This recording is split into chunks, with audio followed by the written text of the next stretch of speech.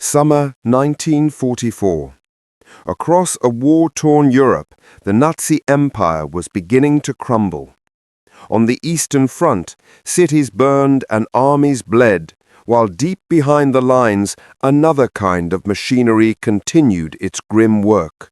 The vast system of concentration camps that fed on human suffering. Amid this darkness arrived a new face. A young woman once celebrated in glossy magazines, her beauty admired by soldiers and civilians alike.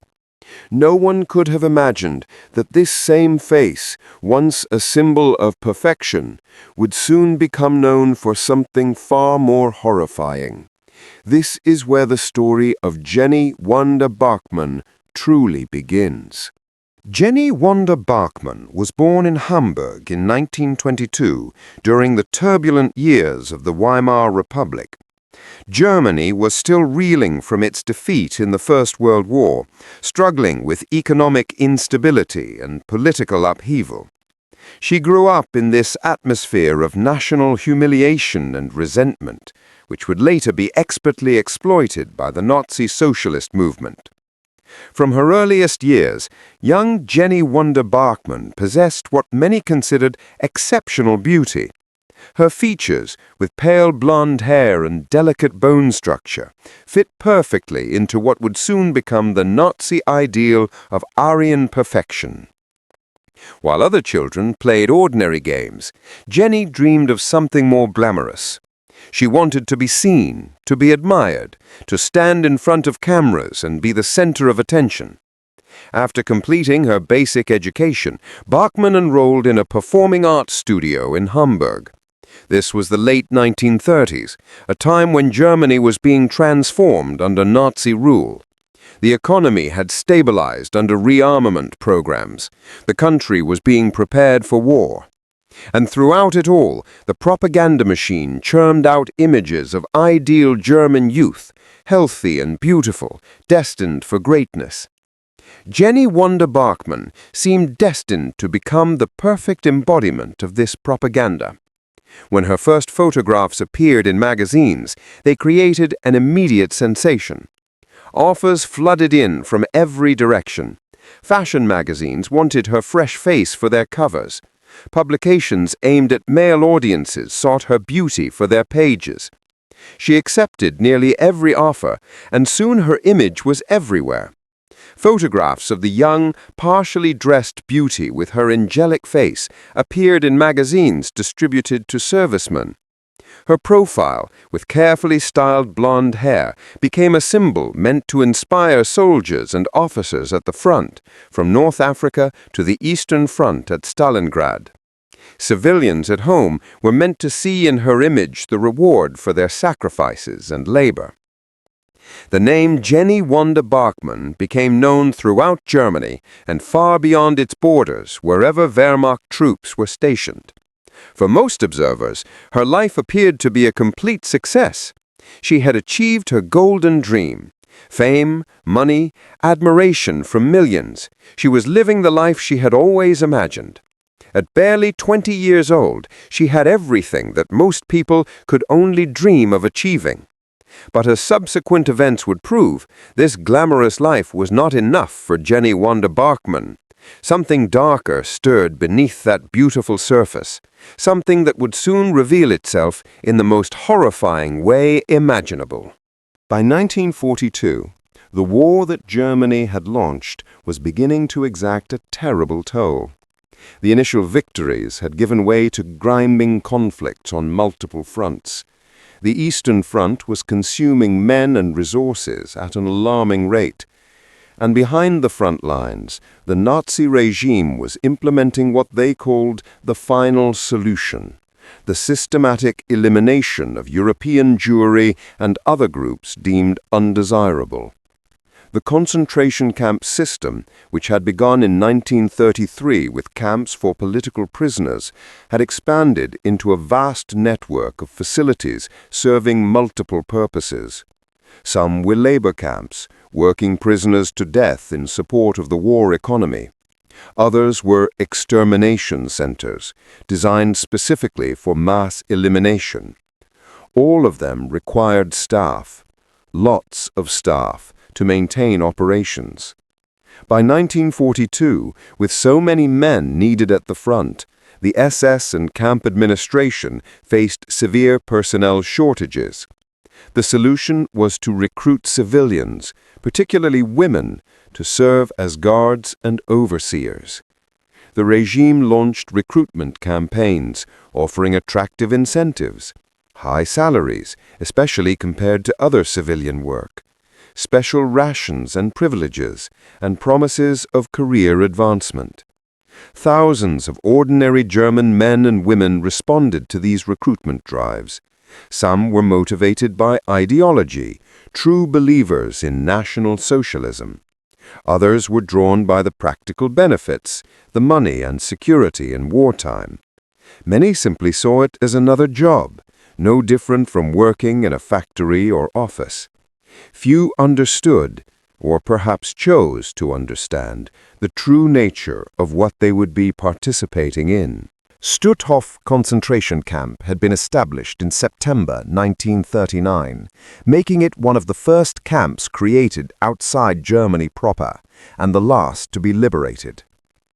A Lithuanian writer would later describe it as the Forest of Gods, a bitterly ironic title for a place where gods played God with the lives and deaths of thousands. The camp was situated in a marshy, forested area, deliberately isolated from population centers. This isolation served multiple purposes. It made escape nearly impossible for prisoners unfamiliar with the terrain. It allowed operations to continue away from civilian eyes. And the natural environment itself became an instrument of suffering, with bitter cold in winter and swarms of insects in summer. Stutthof began as a camp for Polish political prisoners and intellectuals, part of the Nazi campaign to decapitate Polish society and eliminate potential resistance leaders. As the war progressed and Nazi racial policies intensified, the camp's population diversified. Jewish prisoners arrived in increasing numbers from Poland, the Baltic states, and Hungary. Soviet prisoners of war, accused resistance members, and Roma people filled the barracks. At its peak, Stutthof held over 50,000 prisoners in conditions of unimaginable overcrowding and deprivation. The camp complex included multiple sections. There were barracks for prisoners, designed to hold perhaps 200, but often crammed with 5 times that number. There were workshops where prisoners performed forced labor, manufacturing goods for the German war economy. There was a facility for medical experimentation, where doctors conducted procedures without consent or anesthesia. And there were the facilities for elimination, installed in 1944 when Stutthof was converted into an extermination camp. The guards and staff who operated this machinery of death came from various backgrounds. SS men formed the core leadership, ideologically committed Nazis who had volunteered for this duty. Ukrainian and Baltic auxiliaries, recruited from occupied territories, performed much of the direct guard work. And increasingly, civilian Germans filled administrative and supervisory roles. Into this environment stepped Wanda Barkmann in 1944, assigned as an overseer responsible for female prisoners. From her very first days at Stutthof, Wanda Barkmann revealed a capacity for cruelty that shocked even veteran camp personnel who considered themselves hardened to suffering.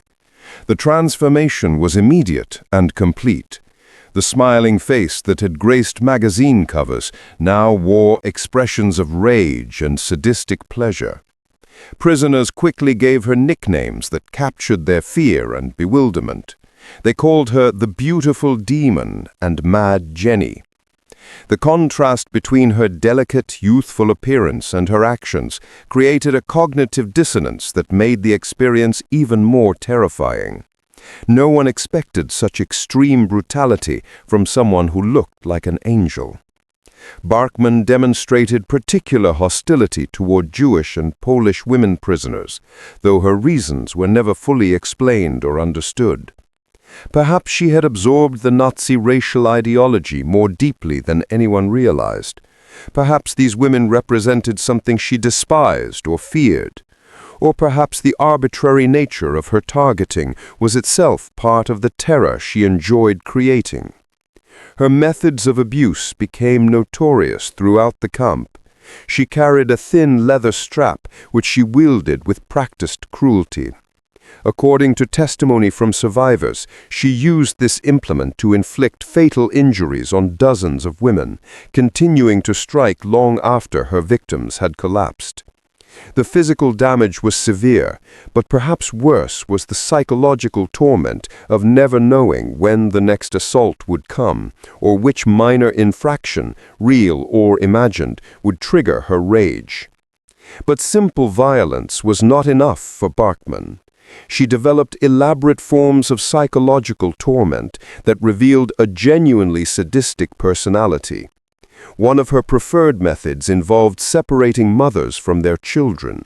She would select a mother and child from the prisoner population, then force the mother to watch as the child was taken away to the killing facilities. The screams of mothers, the terror of children, the helplessness of other prisoners forced to witness these scenes, all of this seemed to provide Barkmann with satisfaction. She refined and elaborated on standard punishment methods, always seeking new ways to maximize suffering. She would strike the soles of prisoners' feet with her strap, a punishment that caused excruciating pain while leaving victims barely able to walk. She employed rubber truncheons that caused massive internal injuries. She set guard dogs on prisoners, enjoying the spectacle of women trying to protect themselves from the animals. Barkmann sometimes invited the camp doctors to observe her sessions. These doctors were themselves conducting criminal medical experiments on prisoners, but even they found Barkmann's behavior noteworthy. According to survivor testimony, her face would transform during these episodes. The beautiful features would contort into something unrecognizable. Fellow guards reported that she seemed to enter an altered state of consciousness, a kind of frenzy that frightened even those who worked alongside her. Everyone in Stutthof learned to fear Jenny Wanda Barkmann. Prisoners avoided even making eye contact with her. In the best case, her attention might mean selection for the killing facilities, a relatively quick death. In the worst case, it meant becoming the subject of her prolonged attention, suffering that could last for days before death finally came. The camp's command structure was aware of her behavior.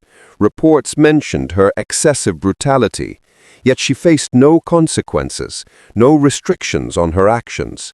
In the inverted moral universe of the concentration camp, where the stated purpose was the destruction of human beings classified as subhuman or enemies, her cruelty was seen as a sign of dedication rather than a problem requiring intervention. By early 1945, it was clear even to the Nazi leadership that Germany was losing the war. The Eastern Front had collapsed, with Soviet forces driving westward through Poland. The Western Allies had crossed the Rhine and were advancing into Germany proper. The 1,000-year Reich was entering its death throes after barely 12 years. For the concentration camp administrators, this created a desperate situation. Evidence of their crimes was everywhere, in the emaciated survivors, the mass graves, the facilities for elimination, the meticulous records the Germans had kept of their atrocities. The approaching armies would discover everything. Some in the Nazi hierarchy hoped that if they could destroy the evidence and eliminate witnesses, they might escape justice in the chaos of defeat. At Stutthof, the evacuation began in January 1945. The camp administration, following orders from Berlin, began moving prisoners westward, away from the advancing Red Army. Approximately 11,000 prisoners were forced onto death marches through the bitter winter weather. They walked without adequate clothing, with minimal food, through snow and freezing temperatures. Guards shot anyone who fell behind or appeared too weak to continue. Of the 11,000 who left Stutthof on these marches, only about 3,000 survived to reach other camps or liberation. Many of the camp's guards and staff chose to flee rather than face Soviet justice. They understood that their actions would not be forgiven or forgotten. Some had seen what happened to camp personnel caught by advancing Soviet forces, the summary trials and immediate executions. They preferred to take their chances by melting into the chaos of refugee columns or trying to disappear into the civilian population. Wanda Barkmann was among those who fled. In late April 1945, as Soviet forces closed in on Stutthof, she abandoned her post and headed west into Poland. Perhaps she hoped to reach the Western occupation zones, where she might expect more formal legal procedures. Perhaps she simply ran without any clear plan, driven by fear of what awaited her if caught by Soviet forces. The Red Army liberated Stutthof on May 9, 1945, the day after Germany's unconditional surrender. They found a hell on earth. Thousands of prisoners, barely alive, were still in the camp. The facilities for killing stood silent but intact. Mass graves dotted the surrounding forest. The crematorium still contained remains. And everywhere were the walking skeletons of survivors, living testimony to the horrors that had occurred there. For 4 months, Barkmann remained at large, hiding in Poland rather than attempting to cross into Germany. Perhaps she believed that in the chaos of the immediate post-war period, in a country filled with displaced persons and refugees, she could simply disappear. She altered her appearance, dyed her hair, adopted a false identity, and moved frequently to avoid detection. But her distinctive features worked against her. In late August 1945, she made a fateful decision to travel to Gdansk, intending to board a train that might take her westward. The city's main station was crowded with refugees and displaced persons, all trying to go somewhere else, anywhere else, in search of survival or lost family members. Barkmann stood in the station, perhaps studying the departure boards or waiting in line for tickets when someone recognized her. Despite the changed hair color and different clothing, her face was too distinctive, too well known from both her modeling career and from the nightmares of Stutthof survivors. Several people who had been prisoners immediately identified her and alerted the Polish authorities. Polish guards arrested her without incident. She did not resist, perhaps knowing that resistance would be futile, perhaps already calculating how she might talk her way out of the situation. She was taken into custody and placed in a cell to await investigation and trial. During her imprisonment, Barkmann attempted to manipulate her captors. She focused particular attention on one of her guards, a Polish army corporal named Józef. She spoke to him softly, smiled at him, tried to recreate the charm that had once made her a successful model. She told him stories about how she had secretly helped Jewish prisoners, how she had been forced into camp service under threats, how she had tried to mitigate the cruelty of other guards. But Corporal Józef had his own history with Stutthof. His wife and daughter had been prisoners there. They had not survived. When he realized whom he was guarding, when he understood the full scope of her crimes, whatever effect her beauty and charm might have had evaporated instantly. He ensured that her statements were properly documented and that survivors were brought forward to testify. The interrogations revealed a person fundamentally incapable of accepting responsibility. Barkmann's stories changed constantly. In one session, she claimed she had been coerced into service through threats against her family. In another, she portrayed herself as a secret anti-fascist who had taken the position to secretly help prisoners. She denied specific incidents, then, when confronted with witness testimony, claimed she was following orders and had no choice. But the witnesses were overwhelming. Survivor after survivor came forward with specific, detailed accounts. They described incidents with precision, named dates and locations, identified her with absolute certainty. The thin leather strap, the separated children, the contorted face during her violent episodes.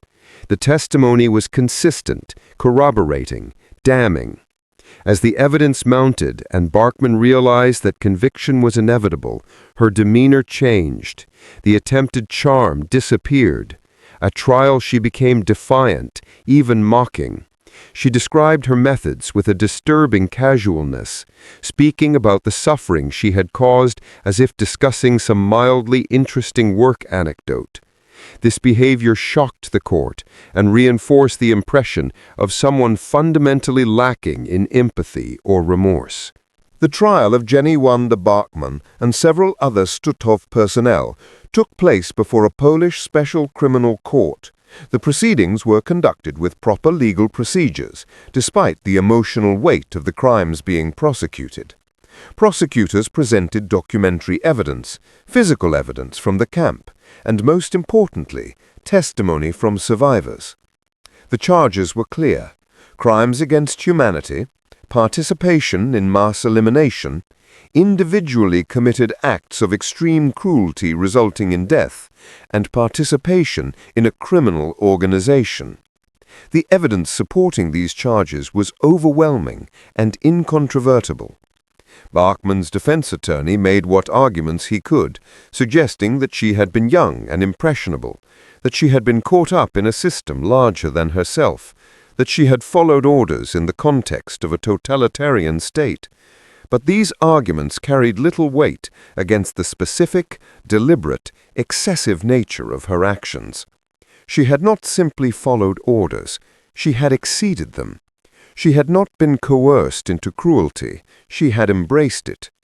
The verdict came as a surprise to no one: guilty on all counts. The sentence reflected the severity of her crimes: death by hanging. According to court records, Barkmann made a statement before sentencing that revealed much about her character. She said, "Life is truly a great pleasure, and pleasure, as a rule, does not last long." This statement captured something essential about her psychology. There was no remorse, no acknowledgement of the suffering she had caused, no recognition of her victim's humanity. Instead, there was only a kind of narcissistic self-pity, a complaint that her pleasant life was being cut short, as if she were the victim of some cosmic unfairness rather than the author of her own fate. The execution of Wanda Barkmann and several other convicted Nazi criminals was scheduled for July 4, 1946, at Biskupia Gorka, a hill in Gdansk. The Polish authorities decided to conduct the execution publicly, allowing citizens to witness justice being carried out against those who had terrorized them. The method chosen was hanging, carried out using a truck as a mobile gallows. The condemned would be loaded onto a truck bed, nooses placed around their necks, the ropes secured to a fixed overhead beam. When the truck drove forward, the nooses would tighten, and death would follow. Approximately 200,000 people gathered at the execution site, an extraordinary crowd that testified to the public interest in seeing justice done. Many in the crowd were survivors of concentration camps or family members of those who had not survived. Others were simply citizens who wanted to witness the end of those who had represented Nazi oppression in their most personal and brutal form. The condemned prisoners arrived in trucks guarded by Polish soldiers. One by one they were brought to the execution vehicle. Nooses were placed around their necks. The crowd watched in silence, the weight of history and suffering hanging heavy in the air. When it came time for the group that included Barkmann to be executed, a mechanical problem occurred. The truck's engine stalled after starting. There was a moment of confusion, guards trying to restart the vehicle, the condemned standing with ropes around their necks, the crowd waiting in tense anticipation. In that moment, a woman broke from the crowd and rushed forward. She reached the truck and pushed against Barkmann's feet, knocking her off the platform. The rope went taut. Wanda Barkmann died not from the measured drop of an execution, but from the rage of someone she had helped to victimize. Guards quickly pulled the woman back into the crowd. The truck's engine started. The remaining executions were carried out. Justice, imperfect and raw, but justice nonetheless, had been served. In the years following the execution, various stories circulated about what happened to Barkmann's remains. Some rumors claimed that her body had been burned and the ashes disposed of in a deliberately degrading manner, flushed away like refuse. These stories, while understandable given the emotions surrounding her crimes, were not accurate. The reality was more prosaic, but perhaps more meaningful. The Polish government decided that the bodies of the executed Nazi criminals would be sent to the anatomy department of the Gdansk Medical Academy.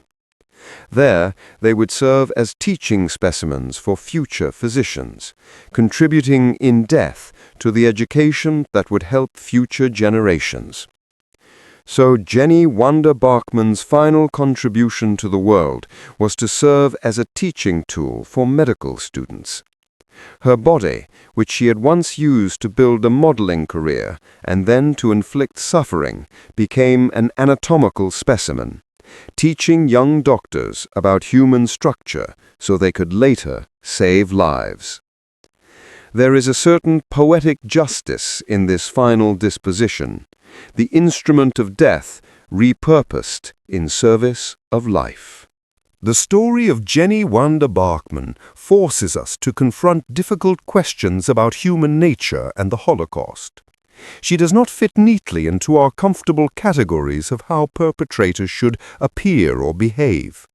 She was not an ideological fanatic ranting about racial purity. She was not an ignorant peasant from a backward rural area. She was not a hardened career criminal, already accustomed to violence. She was a successful, educated, beautiful young woman from a major city. She had achieved fame and success in a glamorous profession. She could have continued that life safely and comfortably. Nothing in her background obviously predicted or explained the transformation that occurred when she entered Stutthof. Her case demonstrates that the capacity for extreme cruelty is not limited to certain types of people who can be easily identified and avoided. It can emerge from anyone under the right or rather wrong circumstances.